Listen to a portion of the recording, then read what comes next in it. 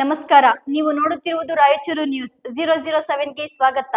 BPL card ಪಡೆಯಲು ಆದಾಯ ಮಿತಿ 1,20,000 ರೂಪಾಯಿಯಿಂದ 3 ಲಕ್ಷಕ್ಕೆ ಹೆಚ್ಚಿಸಲು ಕ್ರಮ ಸಚಿವ ಮುನಿಯಪ್ಪ.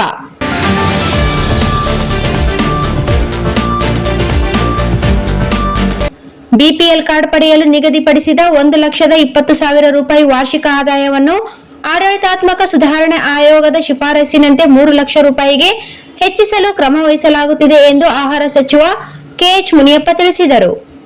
ಆಹಾರ, ನಾಗರಿಕ ಸರಬರಾಜು ಮತ್ತು ಗ್ರಾಹಕ ವ್ಯವಹಾರಗಳ ಹಾಗೂ ಕಾನೂನು ಮಾಪನ ಶಾಸ್ತ್ರ ಇಲಾಖೆಯ ಸಚಿವ ಕೆಎಚ್ ಮುನಿಯಪ್ಪ ಹಾಗೂ ಗ್ಯಾರಂಟಿ ಯೋಜನೆಗಳ ಅನುಷ್ಠಾನ ಪ್ರಾಧಿಕಾರದ ಅಧ್ಯಕ್ಷ ಎಚ್ಎಂ ರೇವಣ್ಣ ನೇತೃತ್ವದಲ್ಲಿ ಇಂದು ಗ್ಯಾರಂಟಿ ಯೋಜನೆಗಳ ಪ್ರಗತಿ ಪರಿಶೀಲನೆ ಸಭೆ ನಡೆಯಿತು.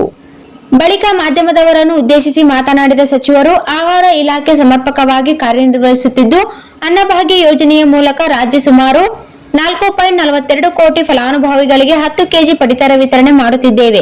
ಇದರ ಮೂಲಕ ರಾಜ್ಯವನ್ನು ನಮ್ಮ ಸರ್ಕಾರ ಹಸಿವು ಮುಕ್ತ ರಾಜ್ಯವನ್ನಾಗಿ ಮಾಡಿದೆ ಎಂದು ತಿಳಿಸಿದರು.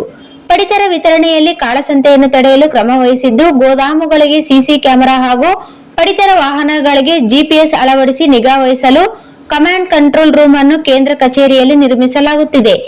ಎಂಎಸ್ಪಿ ಯೋಜನೆಯಡಿ 5.60 ಲಕ್ಷ ಮೆಟ್ರಿಕ್ ಟನ್ ರಾಗಿಯನ್ನು ಖರೀದಿಸಿದ್ದು, ಅದನ್ನು ಶುದ್ಧೀಕರಿಸಿ ಗ್ರಾಹಕರಿಗೆ ವಿತರಣೆ ಮಾಡಲಾಗುತ್ತಿದೆ ಎಂದರು. ಇಂದಿರಾ ಕಿಟ್ ನೀಡಲು ಟೆಂಡರ್ ಪ್ರಕ್ರಿಯೆಯೂ ನಡೆಯುತ್ತಿದ್ದು, ಅಂತಿಮ ಹಂತದಲ್ಲಿದೆ. ಮುಂದಿನ 2 ತಿಂಗಳಲ್ಲಿ ಕಿಟ್ ವಿತರಣೆ ಕಾರ್ಯ ರೂಪಿಸುತ್ತಿದ್ದೇವೆ.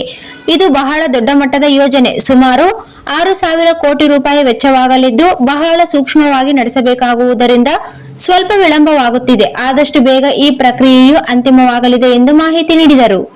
ಕೇಂದ್ರ ಸರ್ಕಾರದ ಮಾನದಂಡಗಳ ಅನ್ವಯ ಪಡಿತರ ಕಾರ್ಡ್ಗಳ ಪರಿಶೀಲನೆ ನಡೆಯುತ್ತಿದ್ದು, ಯಾವೊಂದು ಕಾರ್ಡ್ಗಳನ್ನು ರದ್ದುಪಡಿಸುವುದಿಲ್ಲ. ಅನರ್ಹ ಕಾರ್ಡ್ಗಳನ್ನು ನಾವು ಎಪಿಎಲ್ಗೆ ವರ್ಗಾಯಿಸುತ್ತೇವೆ. ಕಾಳಸಂತೆಗೆ ಮಾರಾಟವಾಗುವ ಪಡಿತರ ಅಕ್ರಮ ತಡೆಯಲು ಸುಮಾರು 1,497 ಎಫ್ಐಆರ್ಗಳನ್ನು ದಾಖಲಿಸಿದ್ದು, 50 ಕೋಟಿ ರೂಪಾಯಿ ಪಡಿತರ ವಶಪಡಿಸಿಕೊಂಡಿದ್ದೇವೆ ಎಂದು ವಿವರಿಸಿದರು.